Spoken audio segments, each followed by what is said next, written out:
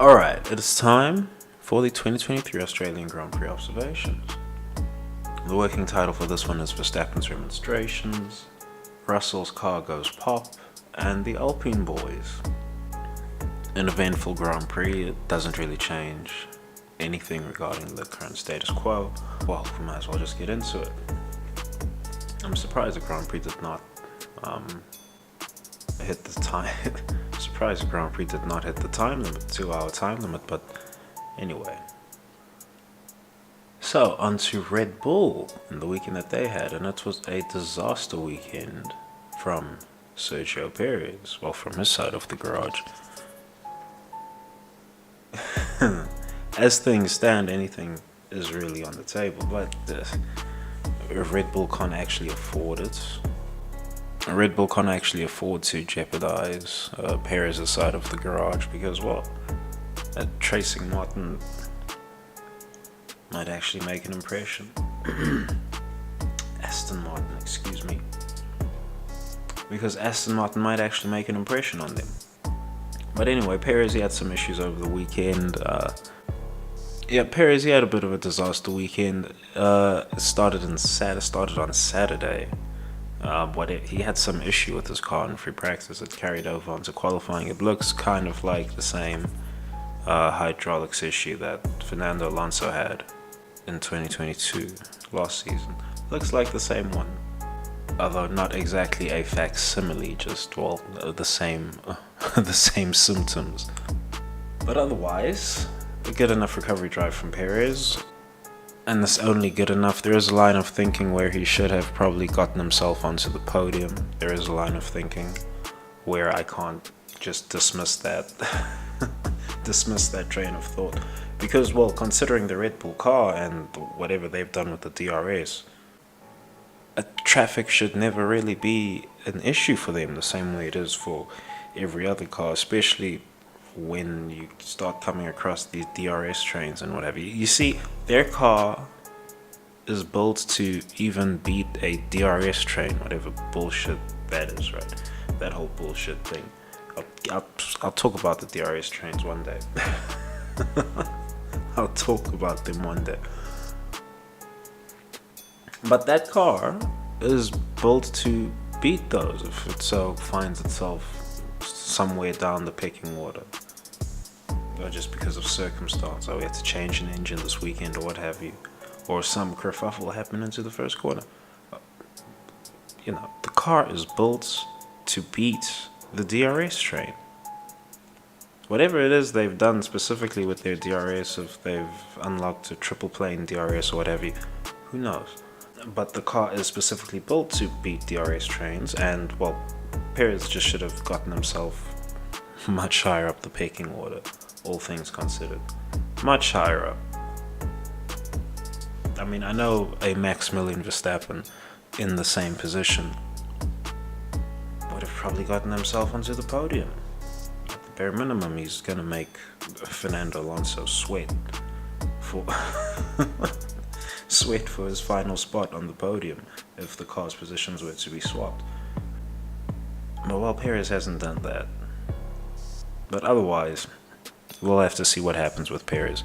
This weekend does smell a bit fishy from his side of the garage, but we'll just keep it moving. We'll just keep it moving for now. Otherwise, Verstappen, he's made the title. I've put him in the title because he got a lot of playtime. Got a lot of playtime on the TV. And the radio, and it's always curated radio. The radio that they played for him, I need to advise the producers dim that down a bit. No one wants to be hearing that, oh, Maximilian Verstappen is complaining about being pushed wide. He wasn't pushed wide, number one. He wasn't. I get it, sure, he's the driver. He's going to say, oh. And you see, I shouldn't even have to be making these fucking excuses. He wasn't pushed wide. We don't need to be hearing him talking about it on the radio, especially after the 2021 season. We don't need to be hearing that. Just don't even air that. Dim it. Play some other radio. Play someone else's radio. You know, play some anyone else's. You could play Logan Sargeant's radio. We'll take that. I'll take that. But play anyone else's radio. Don't be touching Maximilian's radio. Dim that. Especially if he's complaining about being pushed wide. He don't get to do that. Like for a good minute now, he don't get to do that. You're talking 2, 3, 5 years, really. 5 minimum. You don't get to be doing that. And, well, he was also questioning if Sir Lewis Hamilton had the right to pace himself to the grid during the first safety car restart. He was also questioning if Sir Lewis Hamilton had that right to do that. And, well, here's the thing. It's Mercedes. It's Mercedes. Come on now. Mercedes do not find themselves foul of any, well, pending some snaky incidents that take place in Parc Fermé. Mercedes are never going to find themselves on the wrong side of a procedural rule. Right, they would have already briefed Sir Lewis Hamilton 10 minutes. 10 minutes. As soon as he got out of the car, okay, this is what's going to happen on the restart. You get to take control of how quickly the field gets back to the starting line at this point of the circuit. They would have already had all of that nailed on. This is Mercedes. Right, so for Verstappen to be getting on the radio, like, stop it, bro. Stop it. Stop it. Never with Mercedes. Just stop it. Ask your own team what the rule is. They'll probably tell you that's alright. You know, they clearly know what the fuck they're doing. It's not, this ain't new. Mercedes being at the front, it ain't new. But anyway, let me get to Mercedes. Alright, Verstappen, he's gotten the win. This is gonna be a wonky season, pending what everyone else does with their DRS and whatever they pick up from the film that they take off the Red Bull car. This is gonna be a wonky season for commentary with this Red Bull car being what it is. Right, their DRS train beater with its rocket button DRS, with its NOS. It's got a NOS DRS going on over here. But anyway. Alright, so Mercedes have looked interesting, intriguing at the Australian Grand Prix. They were so intriguing during the Grand Prix that both of their drivers late during the race. Ooh, like, you know, there's headlines all over that. Now listen. Or don't listen, who knows. Now, here's how I see it. I did say that the Melbourne street circuit was going to be, the Albert Park street circuit was going to be a bit of an outlier. Right, we already have the film from Bahrain. We already have the film. But we've got some unique circuits coming up next. The Mercedes might look good in patches here and there, though I'm not really expecting much beyond Albert Park for a while, to be frank with you. And I said that Melbourne was going to be a bit of an outlier for Mercedes, and well, I didn't say specifically, but that Melbourne itself is a circuit that is a bit of an outlier, and it produces results that are not quite the norm when taken in context with the rest of the season. You know, if Melbourne was if the Australian Grand Prix was the opening Grand Prix of the calendar, I mean, what would the narrative? Would Toto Wolff have put out this apology that went out after the Bahrain Grand Prix? Wouldn't have happened. It's all good to say, like, oh, they might have brought some developments this way, that way. Everyone's brought the same developments, right? So really, the way I see it, you've got the same status quo from Bahrain, and we've just got some tricky technical circuits to get out of the way until we get the next circuit that's gonna establish what the real pecking order is for the season once more. And well, this Mercedes car being what it is, it might hit some sweet spots on setups on this circuit or that circuit, who knows. So what's happened here, George Russell, he's grabbed a front row start. He's on second for the start, and he's grabbed the lead from the start of the Grand Prix. Now, after the safety car period to get the closed car out of the way, we'll get to everyone, I suppose.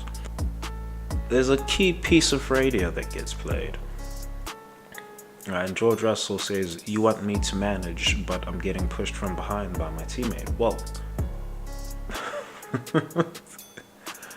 I don't know if George knows. He doesn't, of course. This is his first time actually being in that specific situation. But yeah, that's the pace. You're racing at that pace, and you keep the tires as happy as they can be while racing at that pace. That's what it is at the front. Right, whatever the fastest you can do, that's probably what you've got to do. And you've got to keep the tires racing fresh, racing fit. And well, because of this, George Russell as well, I am surmising that George Russell has pit during the second safety car. He's no doubt believed that the tires are not going to live with that pace. Right, the cars are still full on fuel at the start of the Grand Prix. There's not that much fuel nowadays, I suppose, because of the tech that's being employed. But he's thought to himself, okay, these tires aren't going to live with the pace these guys want to race at, so I'm going to try and steal a march over here. The problem for him was that he was going to be stuck in traffic, and that's not going to be traffic that you're going to overtake. Like, he's not... I don't see that Mercedes overtaking a Lance Stroll if it gets stuck behind it for the Grand Prix, for instance. I don't see that happening. But that's if it gets stuck behind Lance Stroll. Right? You can qualify faster than Stroll. Well, if the circuit agrees with with your car's very peaky setup, then yeah, you can qualify ahead of Stroll. And really, that's going to be the litmus test for Mercedes throughout the whole season. Do they get ahead of Lance Stroll? Right, I mean, getting ahead of Alonso means you've just got the faster car on that weekend. But really, if Stroll starts finishing ahead of them regularly, then it's going to become a problem. Now, Russell, he's gotten a bit in the backside for this pit stop of his. And do I believe a Sir Lewis Hamilton or a Max Verstappen would have pitted there? No, I don't believe. Even if they were leading the Grand Prix and in the same situation as George Russell, I don't believe they would have pulled the trigger on pitting there. It just didn't make sense with the context of, well, that Max Verstappen could do it with the car that he's got specifically, but even then, it's not good racing. You know, it's not good racecraft. You don't do that. It's too early in the Grand Prix. Everyone's still a bit too bunched. You can get some laps out of the way on the safety car and do some tire management there. And who knows, they might call the red flag. They might throw a red flag. So it was too early to pit. But anyway, his engine has gone pop in post, so it's academic. And his engine has gone pop simply because he's running in traffic that they didn't expect him to be running in. So Lewis Hamilton and Alonso got to play their chess for the rest of the Grand Prix for whatever racing we did get. But anyway, George Russell, the last bit here to talk about with Mercedes is they was taking a close look at the Red Bull during the red flag. Right, there's really nothing he's going to glean from there. If I'm looking at it, he's going to get the same shit I'm getting. You kind of need an expert to touch that one because it looks like the same car from last season. There's very fine details, and Newey always works this way. He addresses very fine details of his cars to make them better. I remember tracking the front wing progressions for a season. Without having the actual pictures, you'd think it was just it was the same wing. Oh, they've brought an update to their front wing, and it's a minor detail that's changed. Just one pen stroke has changed on the wing, and then another Grand Prix, another update, another pen stroke has changed on the wing. It's always minor details that change. and then they stack up over time. Is it genius? Is it not genius? Who knows? Who knows? It's a philosophy. I suppose it's just that, it's a philosophy. But anyway, George Russell, he was looking at the car during the red flag. You're not gonna get anything looking at the car, and you're not even getting to see the DRS in motion when it's stationary. So you're really not getting anything new over there. But anyway, I wonder what George told the engineers he saw. He was standing there for long. He probably no doubt wanted to be seen by the cameras, but he was just posting up with the shades on and everything. I hope there's a picture of that. Anyway, right, we're on to Aston Martin right now, and it was Sir Lewis Hamilton versus Fernando Alonso. And we had a demonstration of top-tier tire management, and I mean real-time chess. The commentary was loving it. Seeing Sir Lewis Hamilton and Alonso playing chess like it's the old days. But anyway, George Russell, he best take notes, right? Because they're both still doing tire management while they're racing each other. Never mind whatever Maximilian Verstappen is doing out front with his rocket ship Red Bull over there. Never mind all of that. Never mind all of that.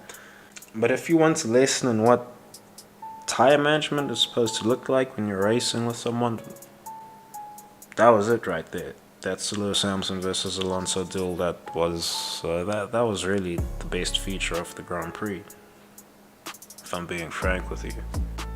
Now, I was actually surprised that Lewis Hamilton stayed ahead. I thought for sure Alonso was going to catch up in that car and fly right by him on one of these, on that mega flat out section of Albon Park now.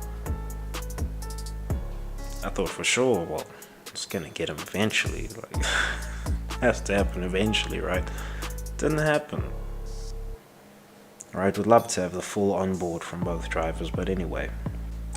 Stroll has had an average Grand Prix. He doesn't really need to do more than what he's doing, to be frank with you. Right, he is, like I said in the Mercedes take, he's the barometer that Mercedes are really gauging themselves against, because they have to finish ahead of Stroll. If Stroll finishes ahead of them at any given circuit, then their car is behind that Aston Martin. It's just that simple. It is just that simple. And that's victory for Aston Martin, and that's defeat for Mercedes. We'll see what happens with either concept. Both of them are very, they're side pod concepts. Both of them are very adventurous. Although the Aston Martin is it's just more conventional than the Mercedes, but they're both very adventurous and exotic at the end of the day. And we'll see which one develops better. And that will all be marked by the baby Stroll over here. It's all on him. If he starts finishing ahead of the Mercs, well, I don't know. You tell me what James Allison is meant to do with that. But that's really Stroll's only value this season. I mean, he'll have some Grand Prix, or he'll have a Grand Prix. I wonder if we go to Turkey again, but anyway, he seems to like Turkey a lot, Lance Stroll.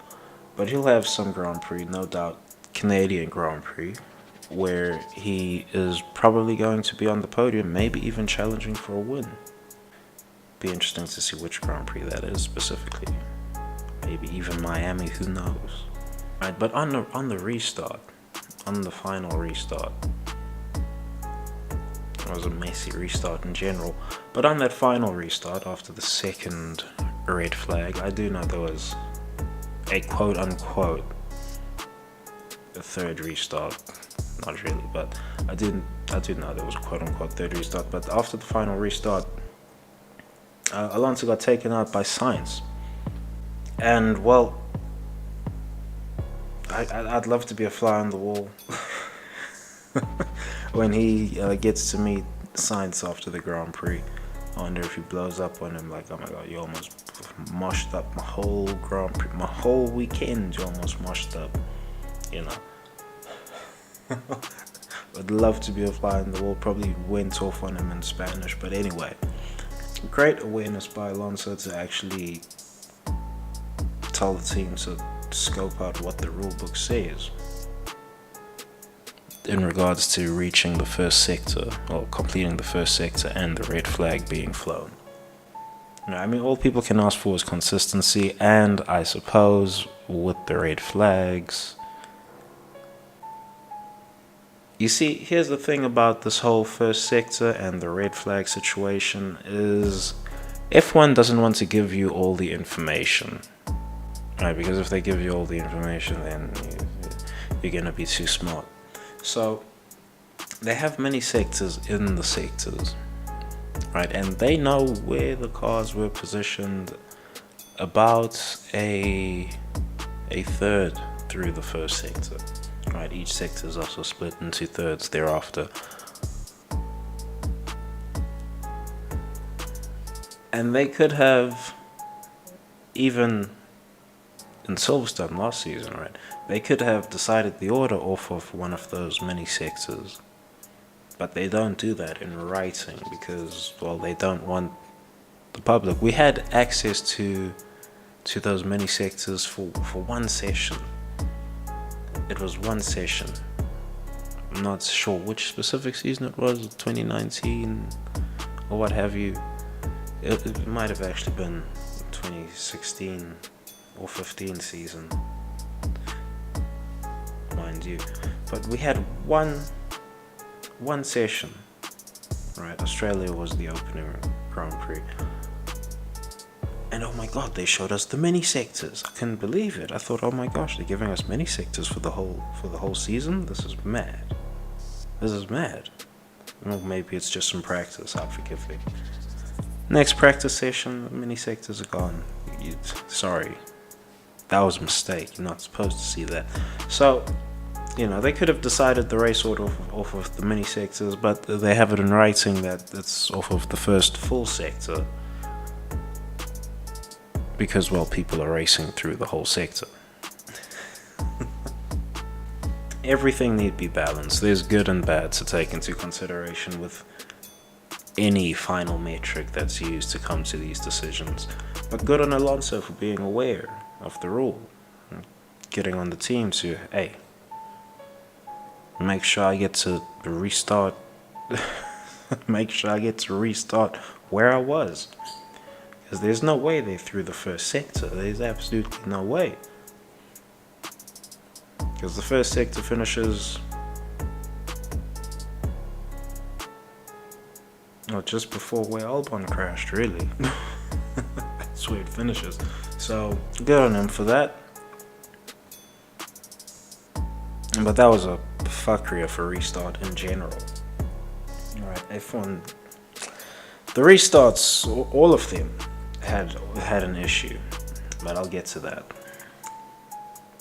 Ferrari are a mess. Right, they're just a mess. I could be here every GP observation saying that they're a mess. They're just a mess this way or that way. Every single Grand Prix. That might really be what happens. Right now, Leclerc, he's unlucky to bring out the first safety car. Mind you, Sainz was also being naughty on that at the start of the Grand Prix for that incident. He was also being naughty. He moved a lot.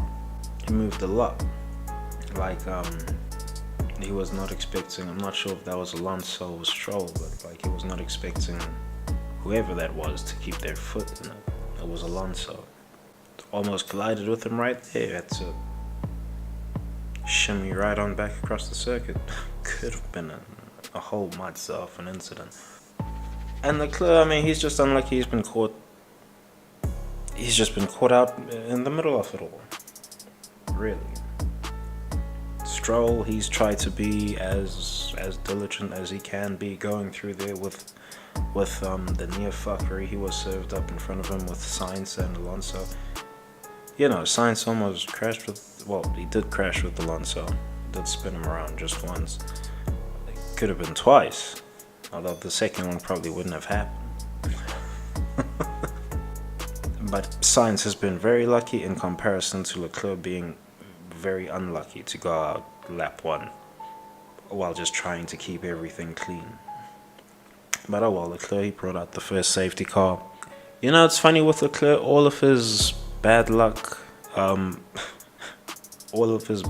he might have bad luck across the whole season and have all his luck strike at Monaco or something.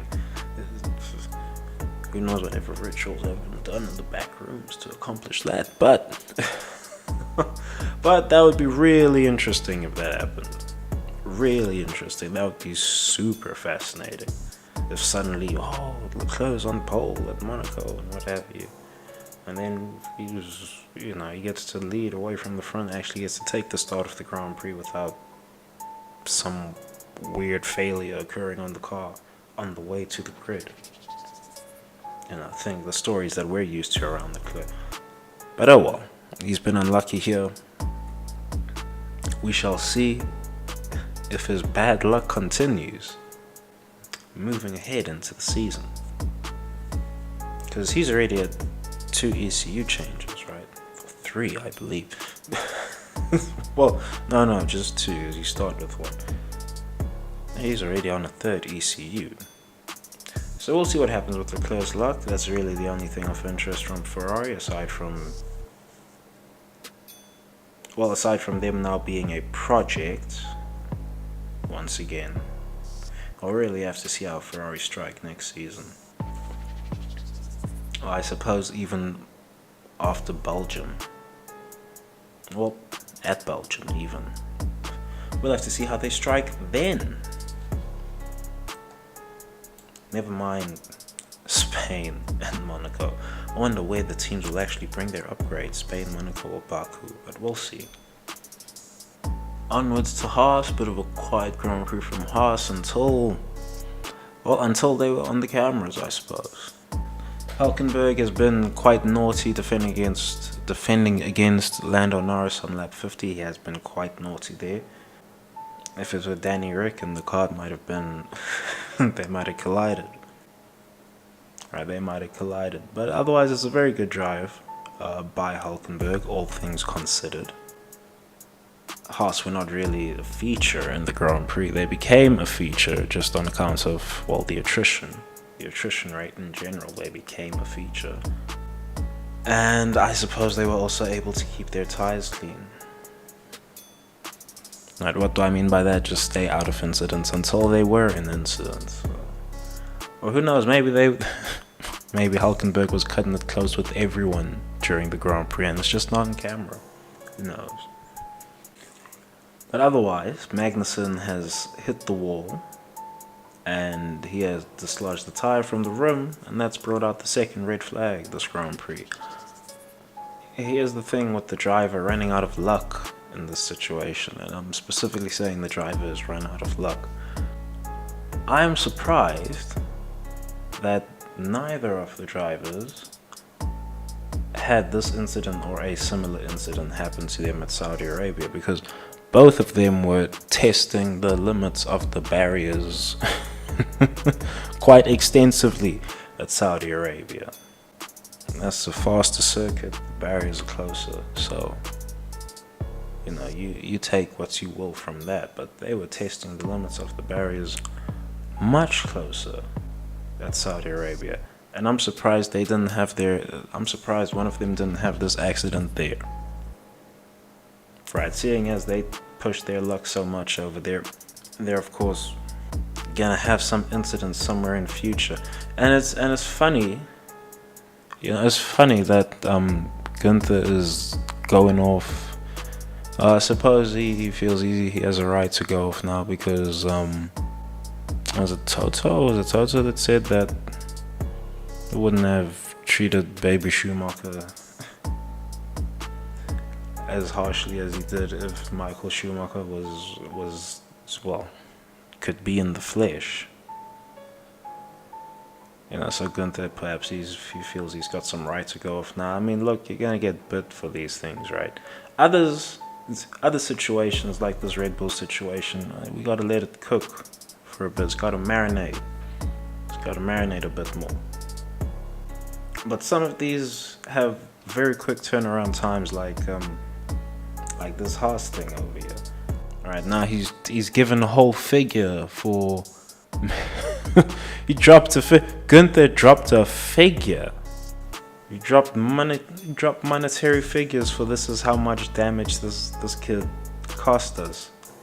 I mean, look, bro, you're gonna live and die by that figure right now. Your driving lineup this season is going to live and die by that figure. And you know, people ain't gonna give a fuck about inflation. Be damned. All right, no one's gonna give a fuck about that. As soon as you guys go over that same budget, question marks are gonna pop up all over the gaff.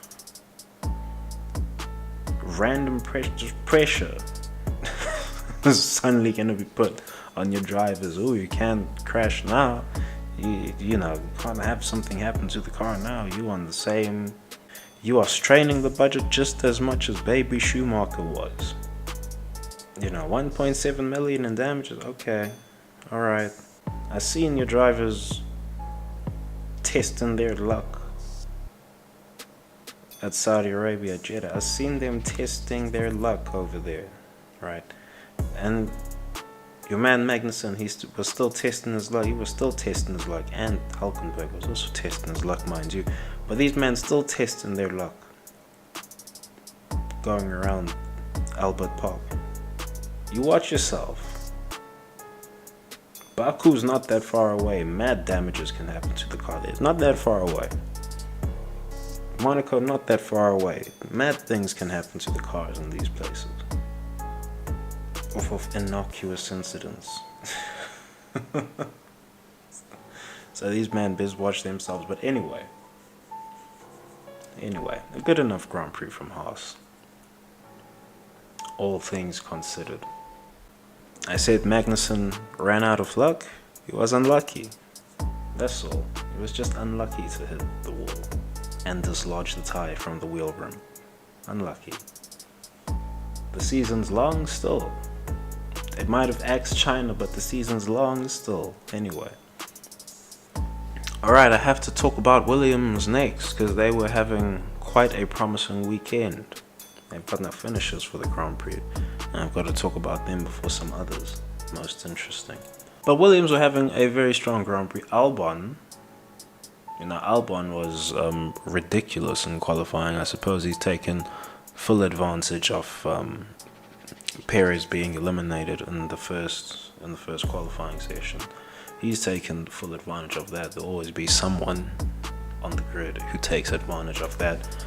And for whatever reason, this Williams, well, we know the reason. It's very fast in a straight line, and that mega flat out section at Albert Park, it's good enough as a straight line in these cars. You know, ignore the curve. You know, it's just a kink, as it were. But anyway, the Williams got on really well on the circuit, and I mean, Albon got on really well at this circuit until the crash. I suppose the crash does demonstrate that he was driving the car over the limit all the time. Alright, that's early in the season. I've been talking about running cars, driving cars at 102% in qualifying. Albon was in quali spec the whole time.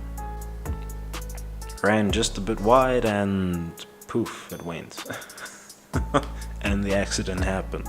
Should they have red flagged the race off of that for gravel removal? I'm a bit old fashioned on this one. I'm gonna say no, they shouldn't have, but hey, it's not like the marshals are being paid or anything. If the marshals were being paid, then it would be a different thing. If the marshals were professional, right? If being a marshal for the F1 circuit was a professional gig, I suppose at Monaco it is, but it's Monaco. There's different demands of being a marshal at Monaco, just on account of how little space there is to work with. But it's not a professional gig being a marshal, so can you really be expecting marshals to be sweeping up gravel off the circuit with the car still running around it. No, not really. Not amateur marshals. Professional marshals, sure. Not the amateur circuit. It's a different thing. It's a different thing nowadays.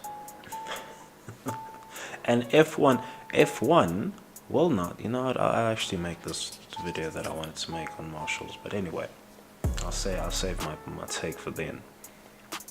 But yeah, this brought the second safety car out. The first safety car was brought out by Charles Leclerc. This brought the second safety car out and a red flag.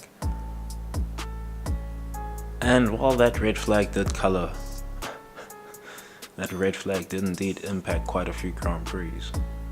Quite a few weekends, I should say. Because of course everyone's weekend hinges on the Sunday result, isn't it? So, you know, if you mush up someone's Sunday with just one little mistake, I'll think, well, these things happen. It's how it is in F1. Anyway, Albon has found a very good level for himself. I would like to see him back at the Red Bull right now. Yeah, I would really love to see him back in the Red Bull fold, but it's never gonna happen. That will never ever again happen in his life. Although, who knows? Who knows? Helmut Marko, touch wood. You know, he might pass tonight or what have you. While I'm recording this, he might pass at any second. So anything would be on the cards for Albon then. But that's highly unlikely, all the same. Logan Sargeant has had a bit of a trial by fire at the Albert Park circuit. And, I mean, these things are going to happen. I like following Logan Sargeant this season. He's kind of the most promising American hopeful that I've seen come through so far. I mean, Scott Speed was never even going to win a Grand Prix. Who have we had come through? Scott Speed. Is someone I'm forgetting? Alexander Rossi? Although we only saw him for a weekend and not even the whole weekend, so. But this Logan Sargeant kid, he's the first American that looks like he could do something in F1. So it's quite interesting following him, and he's had a bit of a trial by fire at Albert Park. That's all that happened. That's all that's happened. These things happen, let it be. Let it be. The circuit was unkind to everybody. Right, the circuit was unkind to everybody at the end of the day, so it's neither here nor there in regards to Logan Sargeant. And there's no real, I mean, it's nice having a peaking Albon at Williams right now. I suppose it's nice having him there just as a sort of barometer for Sargeant. But this is not really the season to be comparing these two drivers. Sargeant is definitely learning. Right, it is the quintessential learning season for him right now. You get to be a rookie only once. And while next season he will have to indeed be much closer to Albon over the course of a season. But I mean, we have to see what happens this season anyway. I still like the look of this kid, Logan Sargeant, but let's see what happens. Double points finish for McLaren. Good weekend for the team, but this is the way it's just going to be in the middle. And I mean, they're also aided by the amount of retirements. Right, a lot of it, any of the finishes here are just aided by how many retirees there actually are for this Grand Prix, how many DNFs there are. But McLaren have gotten their double points finish, and I mean, no one's talking about Norris versus Piastri, right? I mean, this is just the way it's gonna be, right? There's no winning for Norris, essentially. But otherwise, the only point of interest from McLaren is the dry ice coolers on Norris's car. A very curious, a mild curiosity of mine. The dry ice coolers were showing that the right bank of cylinders runs harder than the left. Suppose there's some technical reason for that. I can't imagine what it is. I do suppose they might keep a cylinder running even when the cars are stationary like that, but who knows. Who knows? But otherwise, double points finish for McLaren. Complete turnaround from all the other Grand Prix that they've run this this season. Look, very next weekend, McLaren are going to be nowhere. Alright, this is how it's going to happen. And Australia is an outlier of a circuit anyway, right? That applies to the entire grid. I talk about this stuff with Mercedes because, I mean, here's the thing with Mercedes and loading topics into the Mercedes part of the video. And it's that, you know, the main character of F1, it ain't changed. Ain't nothing changed. They'd love Lando Norris to be the main character. They'd love Max Verstappen to be the main character. They'd love George Russell to be the main character. The main character is actually Sir Lewis Hamilton. Can't be stopped. Alright, the double points finish is nice for McLaren, but just like I said in the Mercedes take, Australia is a bit of an outlier. Their car didn't even find a nice setup window for their car, that aside. But hey, a bunch of things happened in the Grand Prix, a most eventful Grand Prix, and they found themselves a points finish. Alright, if Australia was the first race of the season, as it was for a long time before Bahrain actually grabbed the spot, but if it were the first race of the season, well, the whole context of the whole complexion of the season would be different. People would be talking about the season different. But what happens? Testing at Bahrain and then a Grand Prix at Bahrain. And even if it was minimal testing, we got to see what the cars look like when they are dialed into a circuit, as much as they'll probably be allowed to be dialed in on any competitive weekend. And so the pecking order that we got from Bahrain, that's more relevant than any results that come out in post. McLaren get the double points finish. McLaren better not take it as gospel that they are now this good. They can't anyway, just on account of how many retirements there were in this Grand Prix. But still, oh look, we're racing with Haas at the back end of the Grand Prix or what have you. We're overtaking a Haas. Careful now. Careful, run careful. Because at Albert Park, all manner of magic happens. Right, but anyway. And I load some... Why do I talk a lot on McLaren topics as well? Because I'm a bit of a McLaren fan. I was a fan of McLaren before Sir Lewis Hamilton even had any... Well, before it was known to the general public that Sir Lewis Hamilton had any affiliation with McLaren.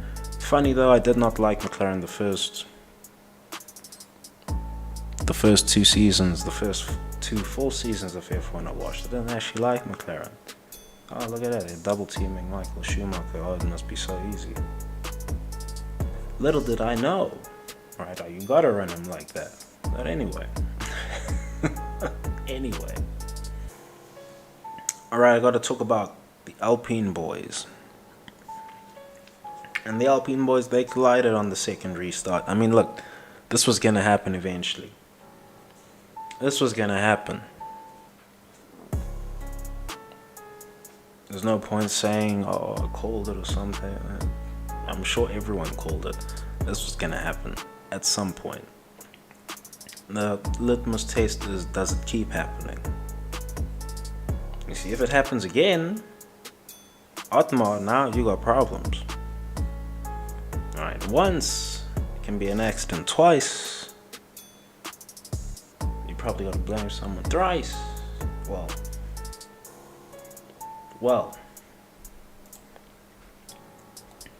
say less about that. And you know, it's so unfortunate because it doesn't even matter that they were having a good race. It doesn't really matter now. It's academic.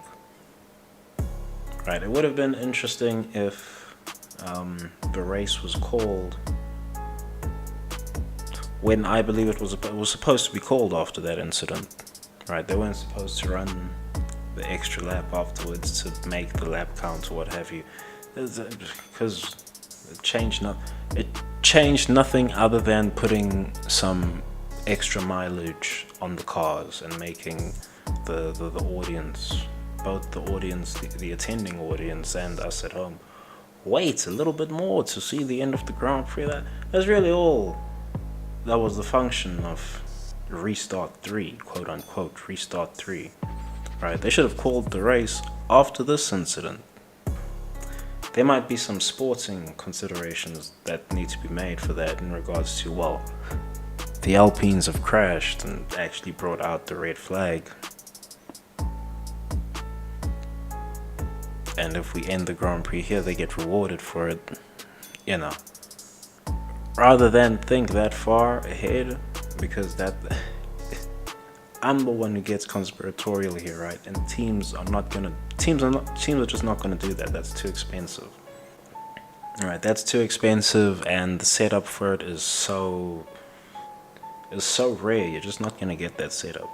If your cars are running high up the pecking order, and I'll just force a red flag incident, and they'll have to call the race there, and you win. You can get conspiratorial with it like that, but that's not worth the outlay. Right, it's just not worth the outlay. And there's too much risk attached to it. Look at what happened to Flavio. He didn't even bring out a red flag, right? Look what happened to PK Jr. He's really just caught in the crossfire. Right, no one came back with another offer for him. Not even in the simulator. Right, so there's too much risk attached to trying to fix Grand Prix like that. So does that sporting consideration need to be made in this instance? No, I don't believe so. They should have just ended the Grand Prix there. Should have just ended right there. But anyway, FOM, the FIA, the stewards, they're just going to cook up whatever they want this season. We're going to throw a lot of red flags this season, and it's going to be all like a show of, oh, this is how we would have run Abu Dhabi nowadays, and post Massey and all of that. And really, I just don't have the patience for it, really. I just really do not have the patience for it. It's impressing someone, no doubt, but I just don't have the patience for it. And you see, they can't even end the Grand Prix. They can't even end the Grand Prix one lap shy of complete distance, because even that could be applied to Abu Dhabi. But anyway,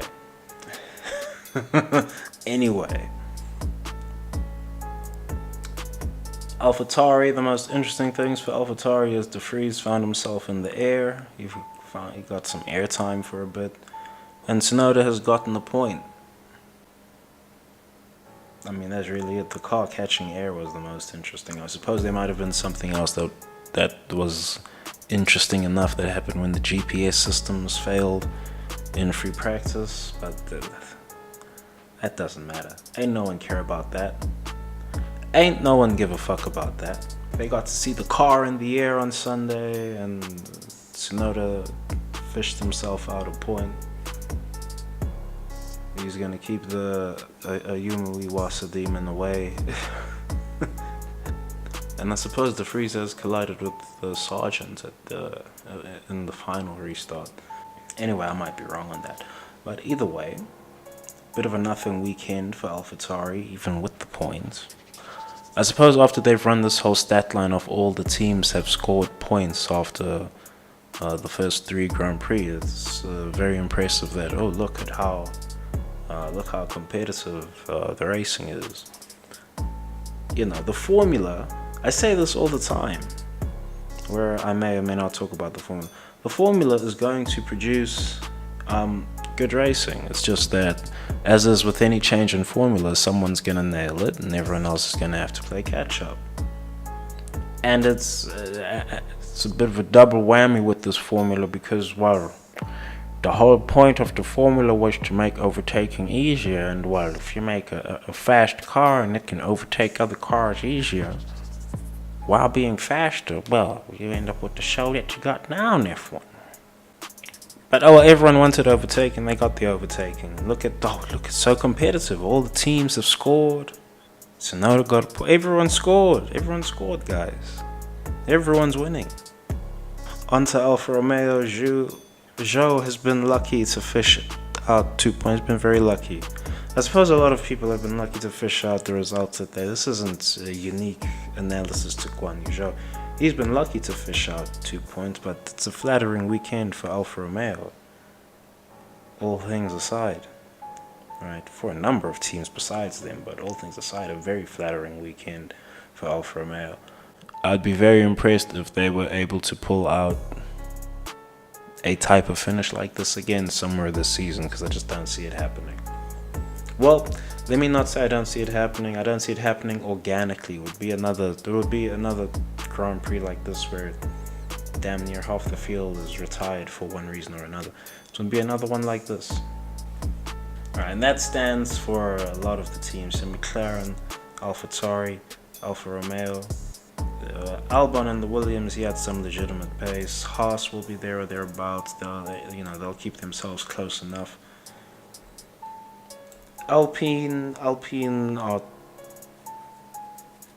will be regulars in the top 10, but for these men, McLaren, AlphaTauri, and Alfa Romeo, it's a very flattering weekend. A very flattering weekend for all of them. Now, Alfa Romeo, they might be running, as I've said before, they're probably running some programs for Audi right now, getting Audi the data that they need to get started on whatever they believe an F1 car should or shouldn't do. And they're kind of at the mercy of that at Alfa Romeo. So anytime they fish out some sort of result like this, it can only be credit to them. And I suppose credit to the formula. Right, credit to the formula itself. I suppose this type of result might be more common if you were to run today's point system in the 90s or something. Some of the points finishes that you would get at that time would be quite unique. But I suppose it would be something similar to that, if you can get such high attrition rates with points being rewarded all the way to 10th place. But anyway. Alright, time for some sundry observations. There's too many red flags. There's too many. I've already spoken a bit about the red flag. I understand the marshals are not being paid or not professional marshals or anything. It's essentially artisanal work, really, being a marshal. But I understand all of that, but all the same, I'm now talking to FOM, right? This ain't about the marshals. There were too many red flags. There's too many red flags here. We can't be having a Grand Prix with 3 red flags and we don't have it's either these red flags are happening at the start of the Grand Prix, or as soon as red flag is happening with 1 lap remaining,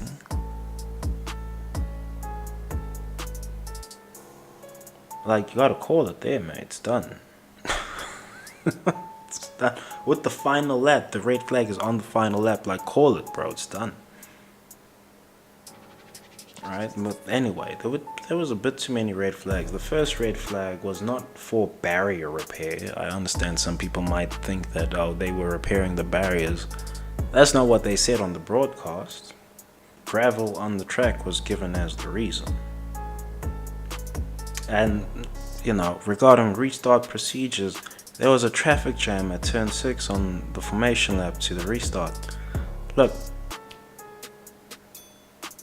I've said my piece about how the drivers actually run the formation lap. I've said my piece on all of that. And goofy ass things like this is what's going to happen until some actual solution is made it out some way. Either by the drivers and the Grand Prix Drivers Association or by the rule makers and the stewards. You're going to have to make a rule at some point. It's all good. Everyone is running a rocket ship and you have to go through all these XYZ procedures, on a formation lap. It's all good to say that, but some points, like that traffic jam at turn 6 on the formation lap on the second formation lap. Things like that's gonna happen. Who knows? It might happen like at Baku or something. Someone ends up launching off another car, goes off onto the opposite side of the road, does a whole backflip, somersault.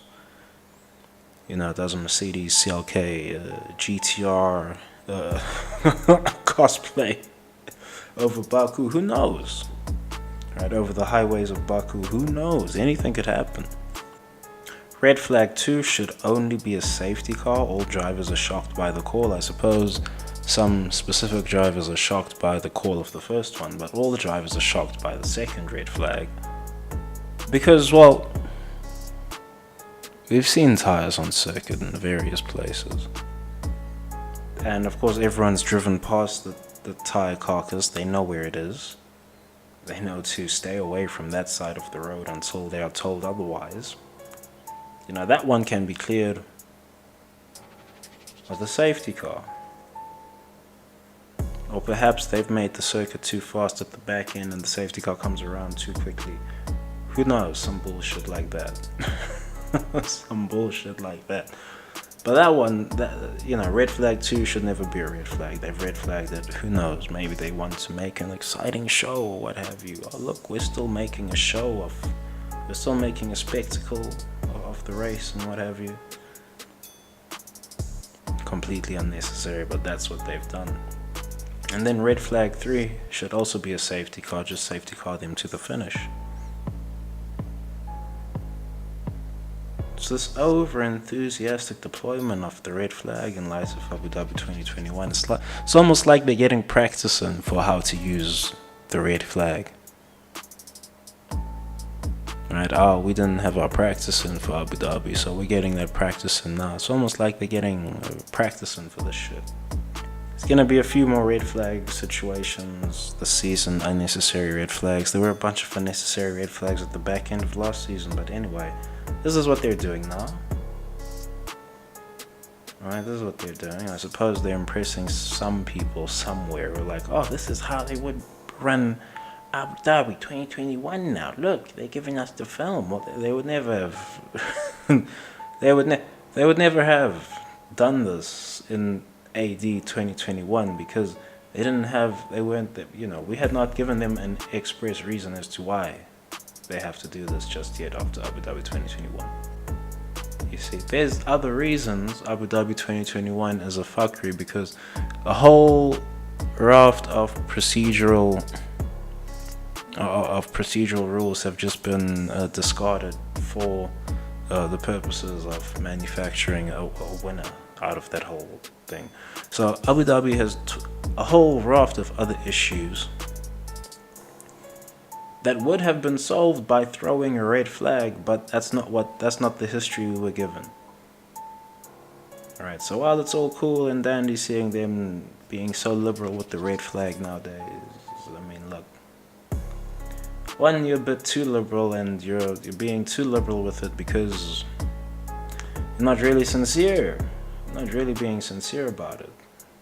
But anyway, keep throwing them red flags. I'm sure someone is going to make some money betting on like a red flag at every Grand Prix weekend from here to the season end or some shit. Anyway. Alright, some notes from commentary. It could have been any number of things from the weekend. It really could have been any number of things. I also got to talk about viewership. But it's about Sir. It's about this. It's about the knighthood and the title, and calling the knight Sir. Sir Jack Brabham an infographic showed up. You gotta say Sir. Commentary makes sure to call him Sir Jack Brabham. Did it twice. Oh, there's Sir Jackie Stewart.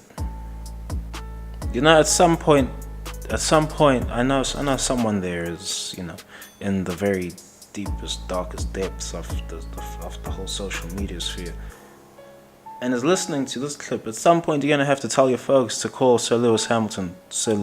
You're gonna have to do it. You're gonna have to do it, I believe that Sir Jackie Stewart one was completely unprompted. But anyway, right? Why are they not calling Sir Lewis Hamilton Sir? Because they're denying him his powers. It's really that simple. They're just denying him his powers. Is it a race thing? No. Get on the race thing in your own time, but this is not a race thing. They are denying him his powers. They can't grant him these metaphysical powers that he has earned because he's got too much power to affect the game board. How is he going to affect the game board? They don't know yet, but he's got too much power for that, so they can't grant him that just yet. They're going to grant him it eventually. He is part of the apparatus. He is their project anyway, like all of these men. Like all of these men, they're going to be granted their powers. They'll grant him his powers eventually, and when that so happens, who knows? Maybe he goes back in to buy Chelsea, right? Because Todd Bowley's doing the best shit I ever seen at Chelsea, right? But anyway, I also got to talk about the viewership numbers. I know it was just a personal anecdote, but I know that the viewership numbers for the F1 weekends are down. It's going to be a global thing, isn't it? It's going to be a global thing. This is not happening in just the States. We're going to get the numbers from the States because these things are readily available. But the viewing numbers are going to be down globally. I know the viewing numbers are down because I don't care to catch free practice sessions right now. Doesn't matter. I will watch qualifying. I may or may not watch a free practice session over the weekend. I'm not watching all 3 free practice sessions, right? It's not that serious, right? But I may watch a practice session, if even that. I will try to catch qualifying. I'll probably catch qualifying more times than not. And then I'll watch the race. Now, I'm the F1 junkie over here. I can't get enough of F1. And I'm skipping free practice sessions. So if I'm doing that, well, never mind how evenly I try to cut this butter over here, right? Never mind that. But if I'm seeing that, what do you think other people are doing and seeing? They're not even turning on the TV. Maybe they recorded on DVR. They're not even gonna go play that thing back. They're just gonna, well, this was here, delete it, make space for something else. Right, that's the first wave. Now the attendances are gonna stay what they are because, from my understanding, these things have to be booked in advance to some degree.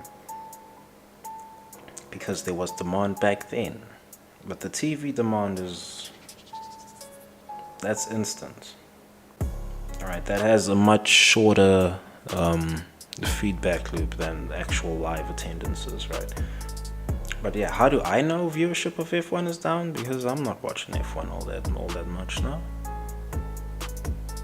Can skip free practice. Something interesting happened in the free practice sessions. I'm not even bothered with going to see what it was. Maybe I'll click on the YouTube channel, right? Maybe. It's a maybe. It's not a definitely. I don't even know what happened in the free practice, but maybe I'll click it, have a gander, see what happened. That's the only reason I know about this whole GPS kerfuffle that happened in, what was that, free practice 1 or whatever. That's the only reason I know of that. I wouldn't have known about that shit otherwise. Thought to myself, let me see what happens in this free practice session. I'm not gonna make time to watch this whole thing. If I'm not making time to watch this whole thing, other people ain't watching it. Forget about it. So viewership numbers, yeah, they're down. They're gonna flaunt the attendance registers as much as they can throughout the season, because I imagine that they are going to have quite a few filled out, capacity circuits here and there. It's anyone's guess how many of those will be organic. I imagine Australia is quite organic, but anyway, we'll see how that actually metastasizes as the season goes on. And I suppose it'll have to carry over into the next 2 or 3 seasons. But anyway, And one last little thing for the FOM production team. You lads should consider adding a local time clock to the already overcluttered TV infographics. Should really consider that. I mean, it can't get any more cluttered. Just put a clock up, right? Because everything, like, with the red flag restarts, everything is referenced in local time.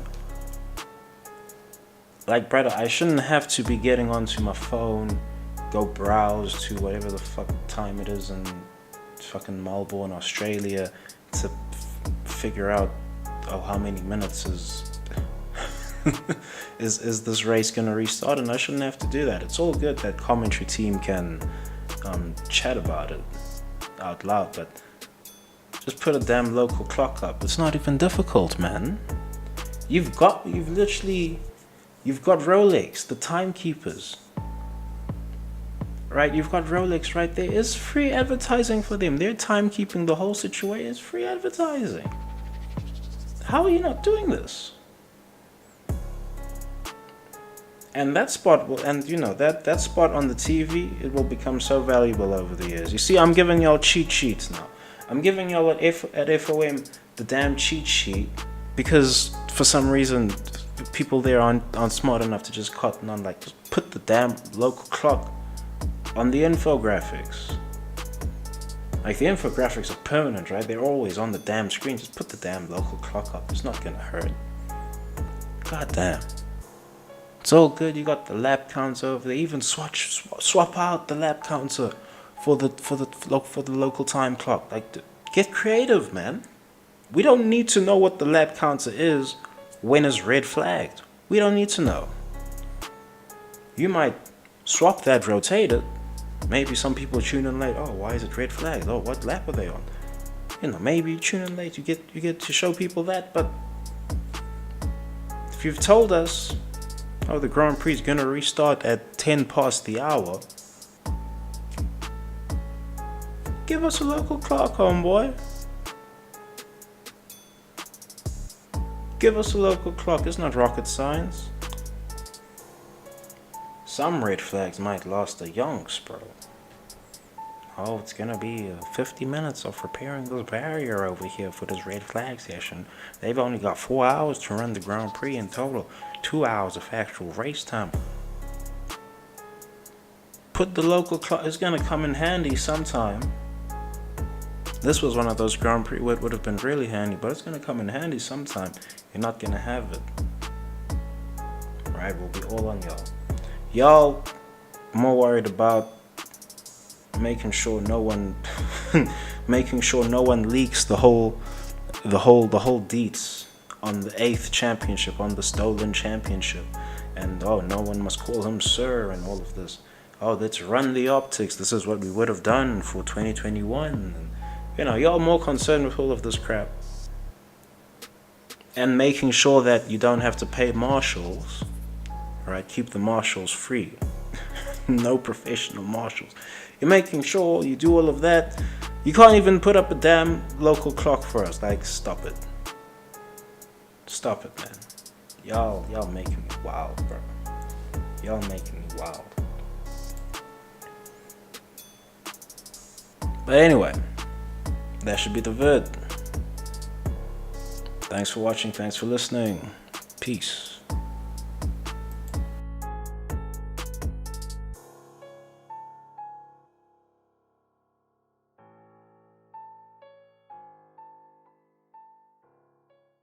Hell breezy.